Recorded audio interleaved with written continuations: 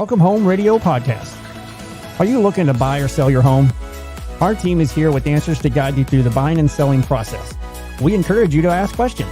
Please comment on this show or visit us at welcomehomeradio.net for more information. Bringing real estate, lending, and education together in one place, and to help you make the right home decision for you and your family.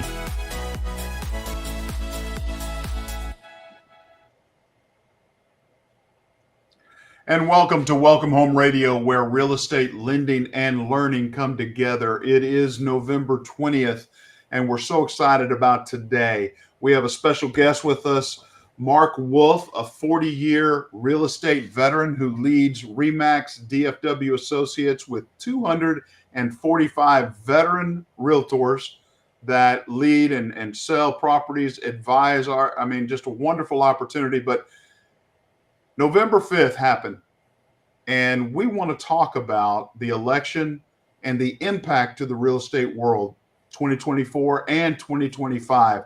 So comment, ask your questions. We encourage you to get on the website. But here today, thank you, Mark, for joining us. We're so excited to have you, sir. And give me your first impression of what the results came out. And again, I was shocked that we had results that night.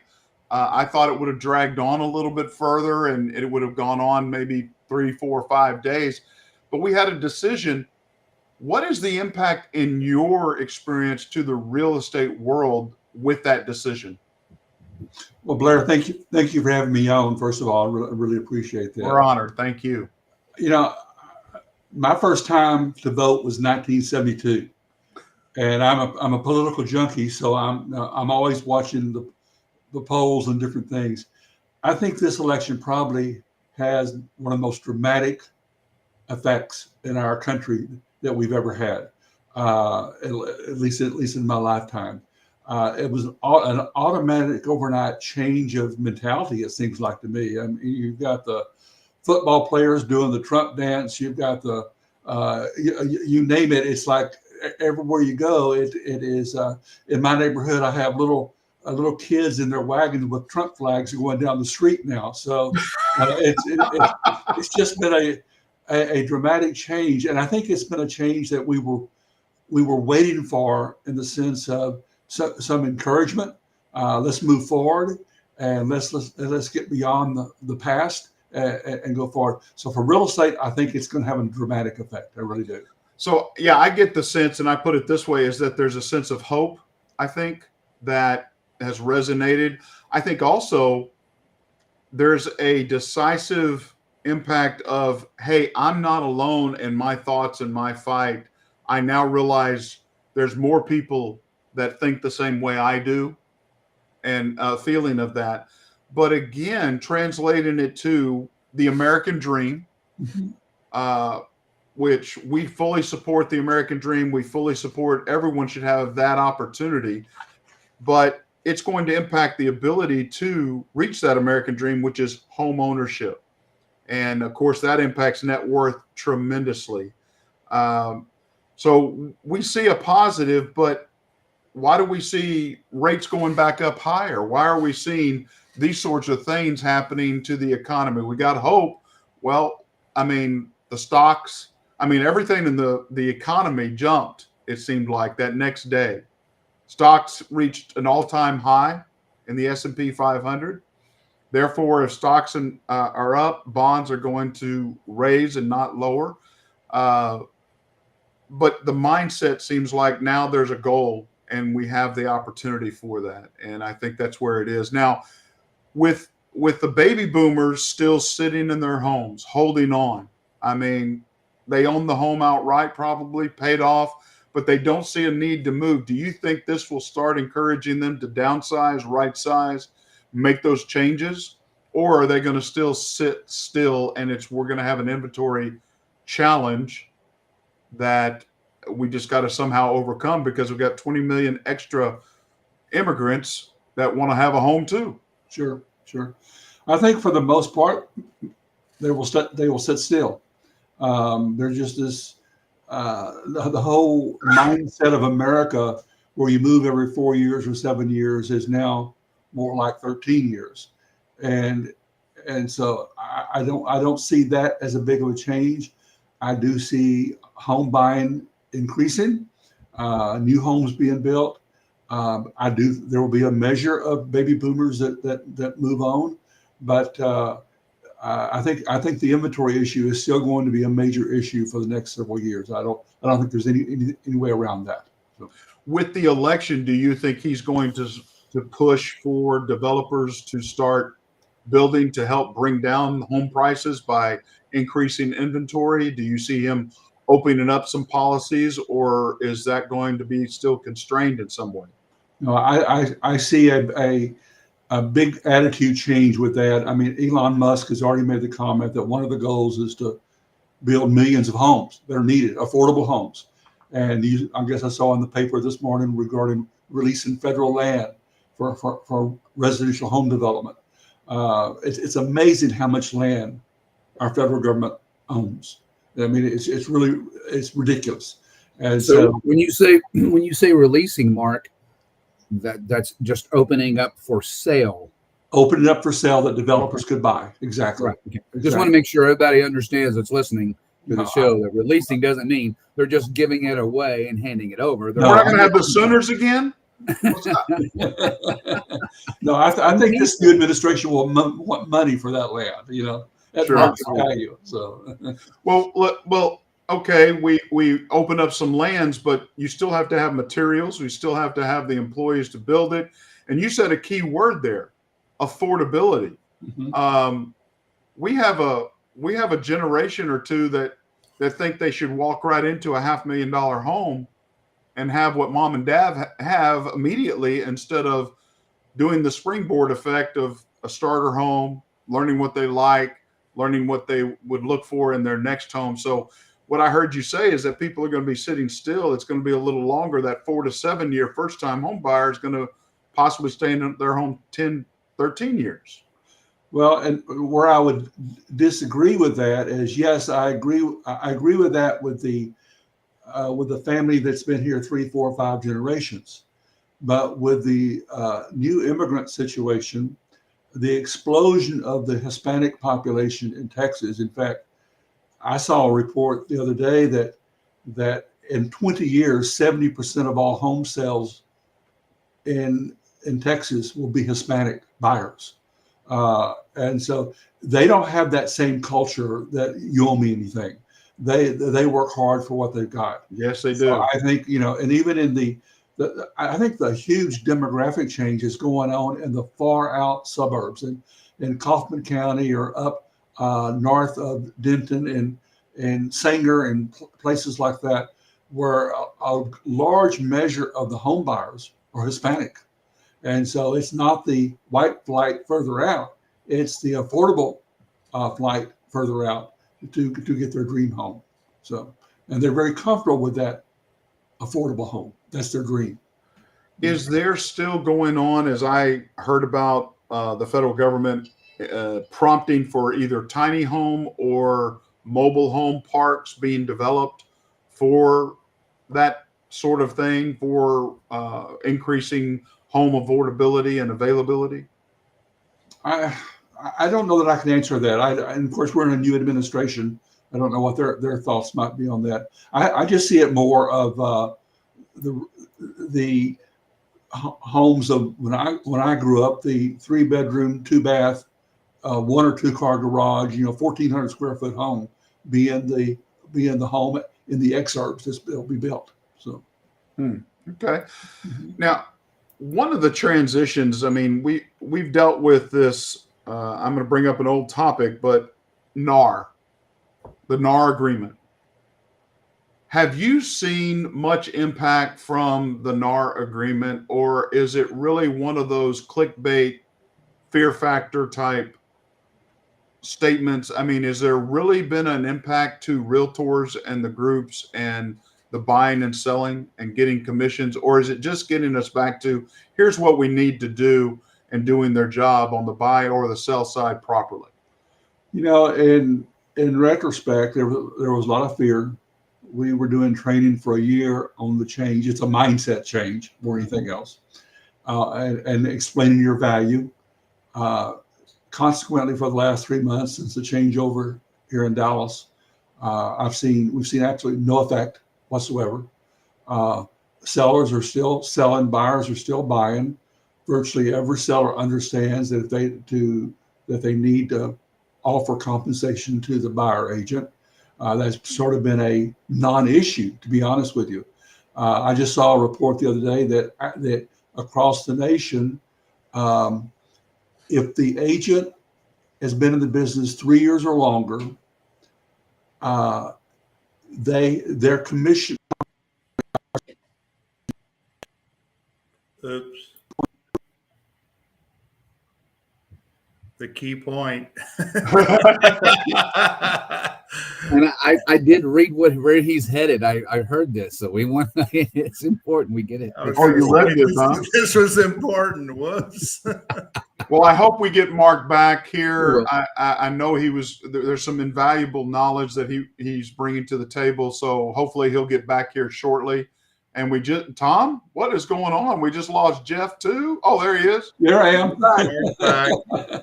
That important point we never heard. So you read this report. What was of it? The report showed that across the nation, that for seasoned agents on the buy side, their compensation rate had only changed from 2.68 to 2.58, which is significant. For the non-seasoned agent, for the new agent who does not know how to explain their value, the compensation rate theirs was like 2.5, had gone down to 1.8. Yeah, I would see that. That was NAR. Is that NAR? No, that was a RIS Media report. And I think we're going to see a change over time. A lot of the newbie agents are not going to make it in even greater numbers, and so we're going to see a reduction. NAR is predicting it'll be 1.4 million agents next year versus 1.6. I honestly think we'll get down to about 850, 900,000, and that'll be a good number. True. Too many people on this end. Absolutely. Yeah. Well, it's interesting Hopefully you say we'll that do the because same we with all title companies. There's too many of our kind too. Too many of everything. Yes. It's starting to happen a little bit. Well, we're going to see a change in the loan officers as well. We see producing loan officers are going to be below 100,000. They're expecting about 93 producing loan officers in the country, and it's down from 175,000 at the start of the year. So you're right. This is kind of a thinning out, but the NAR agreement really is all to do about nothing, is what I'm hearing. It was a lot of noise, like you said, a lot of fear. I think there was needed education in a lot of parts so that they realize this is important. You can't just show a home to a friend without a buyer's agreement. Sure. I mean, that's basic, but they weren't doing that, and now they're being held their feet to the fire. I think it'll make them, for those that respond and grow with this, they're going to do better. But it really was for overall, is what you're saying. I hear, or at least I hear you saying, it was all to do about nothing. Yeah. And I believe we may be over any of the change. We kept hearing that the DOJ, Department of Justice, is going to come out with some new rulings. They're going through mass resignation right now, leaving the DOJ before the Trump administration comes in. So I'm not for sure that we're going to see anything more from them. And I just did a thing out to my agents. This is interesting to me, that the DOJ just in Washington, D.C. has 115,000 employees. That's double from the year 2000. Wow. Average salary is 106,000. They have 27 days of vacation and 13 days of sick leave, and healthcare they don't pay a dime for. What a great deal! So, yeah. But can I apply? Yeah, exactly. And then we're seeing the recruiting goals for our military forces not being met, and with all of the I'm sorry, I'm not going to go off that rabbit trail. If I go there, I'll never come back.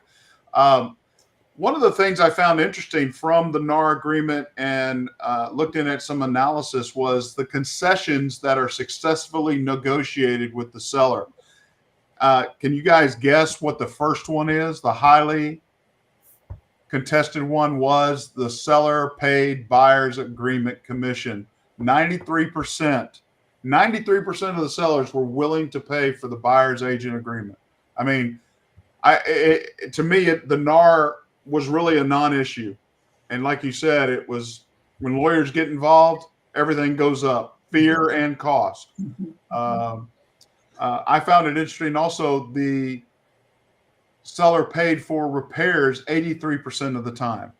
They were able to negotiate whether it was necessary.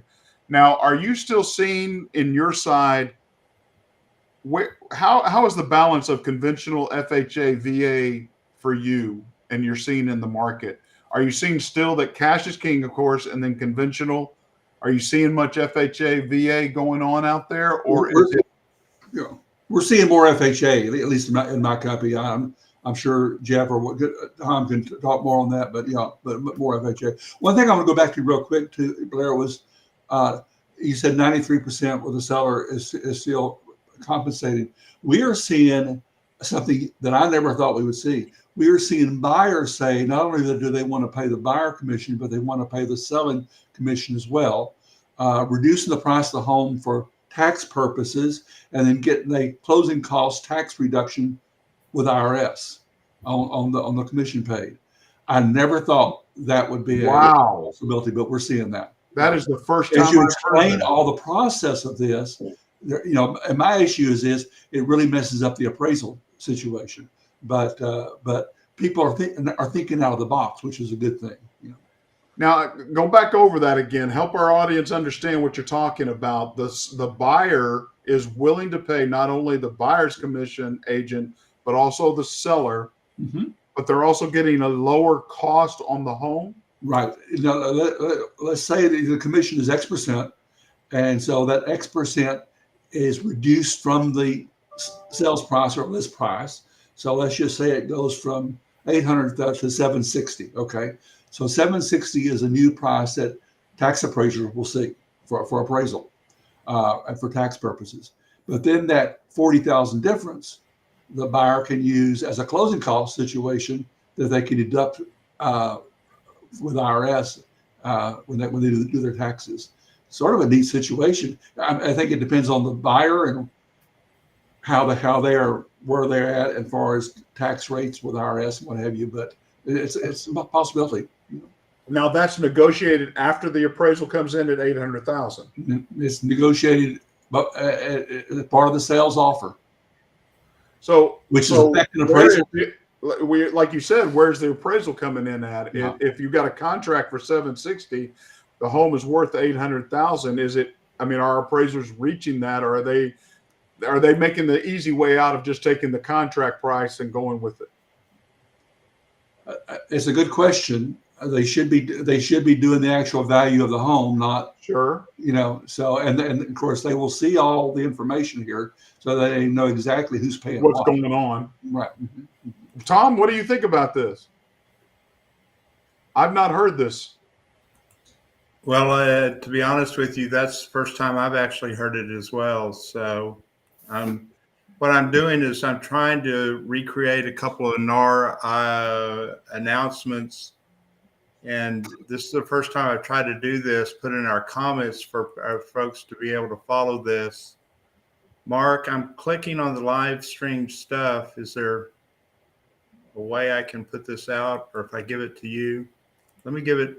Anyway, we've got a Tom Ferry release that just came out as far as explaining some of this for our consumers out there that are listening about this, that might want to do a deeper dive. These are two of the live streams that we as instructors here at Champions are actually reviewing that so that people have a better feel for what we're talking about. And I think these would be very beneficial.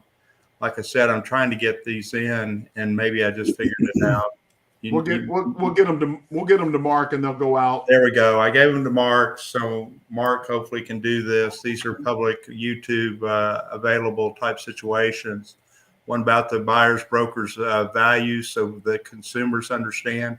I mean, the biggest deal here, of course, is that, and the outshoot of all this is that buyers brokers the buyer agent all these years has really gotten skated by without doing much work at all. And what this does is it holds them accountable. And so this will give folks a good idea about what to be asking these different brokers to compare when they're shopping around to hire this services, which I'm happy to hear. I mean, the idea of thinking outside the box and saving money on taxes. I mean, that's the point of the lawsuit, was to give the consumer an ability to go out and do a better job of shopping for, mortgages. And I know that when I shop for a car, I go and I do a lot of things differently than I would shopping for toilet paper at Costco. So, I want to, Thom, and I know with what you do all day, every day, and the education side of things, but I do want to, let's put it back on the consumer. Yes, this was to help the consumer. And yes, it gives them the feeling of more power, and they know. But let's be honest. We also know most of the time when those buyers sign a contract, they read maybe through page 2 and they're done. So I want to be very the same way with the listing, though, Jeff. I mean, you're listing the most important thing you've ever done. Want to complain, but yet, are they really reading through and going through things? So that's me on my. Well, I don't think it's so much a reading part. I think it's the education part. I always believed when I was in real estate, when I owned and ran my Remax franchises in San Antonio, Texas, me and poor Mark getting started about the same time. Obviously, he's much more successful. He's still got his. But when I was doing that, I found myself, that was the most important thing to both buyers and sellers. They're going to believe you, so we have to give them educated, informed information. I mean, that's really the job of the realtor in my mind. It's not the fact that, well, here it is, read it. I mean, we know there's both. I'm being a little harsh with my how I came across with that, but it's on both parties. And absolutely. If I walk into an internet contract agreement, I should make sure I understand it. And if my representative did not say that to me, then I need to make sure I ask questions. I just want to be, because I've been in the business so long and know how hard you guys work as far as agents. And Mark, all of your clients, I have so many of your agents that are my clients. They work hard for what they do. So I'm sorry, I had to jump on my soapbox for a second. I'll step. No problem, and I understand where we're coming from, but we're the professionals. We should be working from a professional standpoint of teaching people about what's going on and giving them the pros and cons. Well, let's get back on the election of the new administration coming in. He's a very pro-business makeup. So we're going to see more of a focus on business and the gross national product, I believe. But that's going to impact pay. That's going to impact. I mean, right now we've got median household income is 5 times less than the value of the homes or the median home pricing out there. Do you see this thing shrinking up or changing in a positive way for home buyers in the coming years with this, or are we still going to see home prices go and grow at the time? Because Texas doesn't fluctuate like the coast do. I mean, Austin, I think, is the only place that we've seen decreasing in pricing over the last quarter. Would you agree with that, sir? Yeah, very much so. I would agree. I think for the Dallas market, we're probably going to be seeing a 2 to 3% increase over each year for the next 2 or 3 years. We're just a very solid, stable market, and I do think we're just in a new world where the affordability issue is here to stay. It's not going away. But it's no different than other countries. It's an affordable issue wherever you go, and somehow they've made it work. So we will have to find ways to make it work. It's interesting you say that. The biggest difference, and Thom, correct me if I'm wrong on this, but I believe I'm right. The biggest difference that we have here for Americans is that we offer the only 30-year fixed mortgage in the world. Everyone else is dealing with ARMs or adjustable rate mortgages across the world, and therefore buying a home it's up to the whim of the economy, and how the rates go is where things happen. And we have it fixed.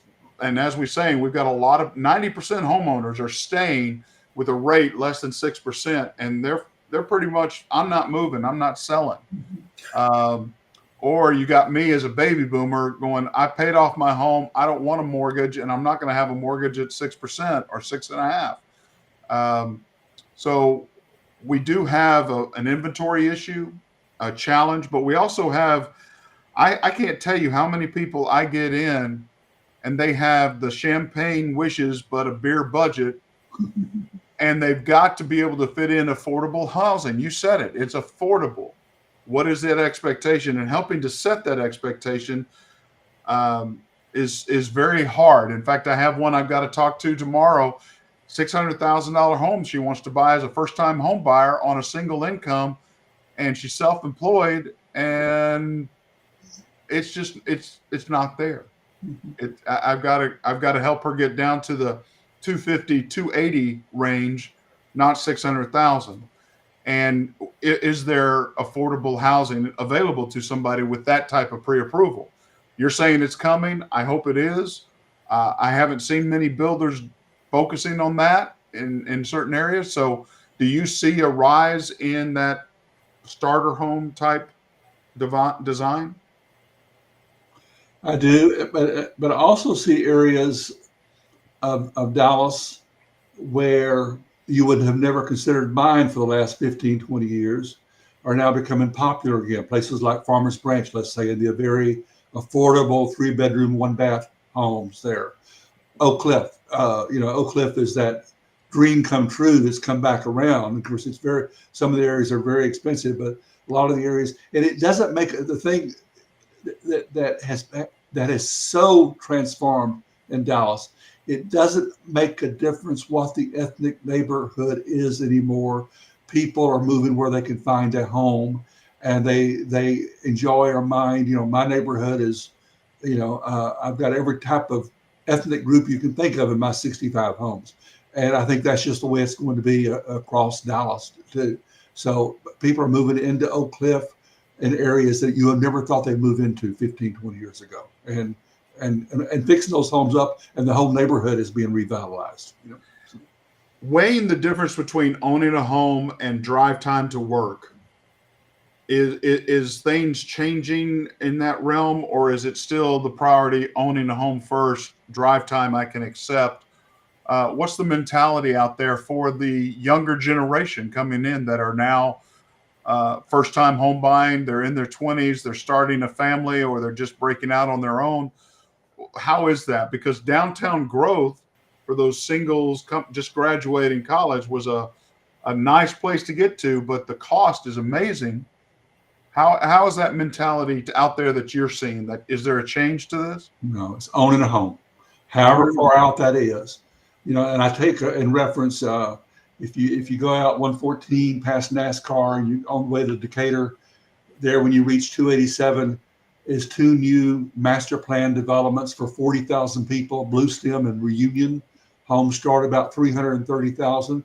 They put the elementary school and the middle school in before the first families even arrived, and now they're moving in like droves. Young families, little kids, affordable. $350,000, $380,000 home. Nice neighborhoods, very nice neighborhoods, but the commute time is horrendous. But that's all right. They've got good schools, good neighborhood, good neighbors. We're seeing builders a change in their future forecasting, that they're going to be back into a positive inventory, a positive build status. Where does that put us in the sense of pricing? Where I know jumbo or $1 million homes, they're really, the PGA area in Frisco, they could sell that out right now, but builders are not. They're only building 5 to 6 homes in those areas a year at the best, because they take about 18 months. Mm-hmm. They want to maintain their pricing, so therefore inventory is not going to be readily available for that sort of area. But again, we see that, is it about 300,000 where the median is coming in at, or is it 400,000, or what is the number that you see to let our listeners know that is the median out there for starter homes now? I would say 400,000 probably would. Yeah, I would. That's what I'm hearing. I remember back when we bought our first home, and $176,000 was a lot of money to some people. It's amazing, but also with 13% interest, right, Thom? My first home was 50. 50%? Oh, 50,000? 50,000. And the interest rate? 14.5. That's what everybody was paying, but I had an owner finance and a combined first lien of 7.5% on a FHA loan that I assumed without qualifying. So my net effective rate was right at about 9%. You're just bragging. You're just bragging. I realize financing is the key to buying early. We'll put it that way. Buying early, exactly. What is the other one? It's love the home, date the rate. Yeah. So, well, Mark, thank you so much for joining us. There is hope in the industry after the election. I think there is hope across America. I think businesses are going to grow and things are going to be in a positive light, at least from the outside looking in. We don't know until January 20th really takes effect, but we'll wait and see over the holiday season and into the new year. But thank you for joining us today. Let people know where they can find your company and your realtors at, please. Okay. Well, Remax DFW Associates, we have 5 locations.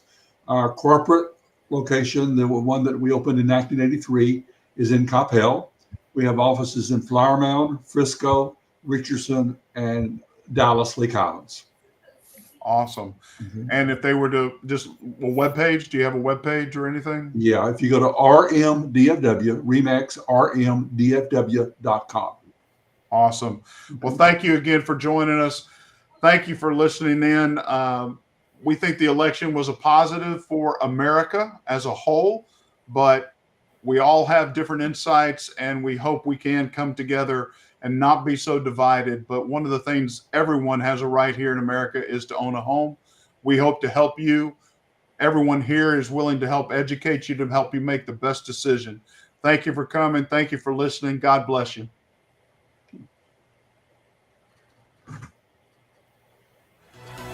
Welcome Home Radio production provided by Lunatic Digital. Check the listing of this podcast for the links to our sponsors. And don't forget to like, share, and follow us on social media. Visit welcomehomeradio.net for more information.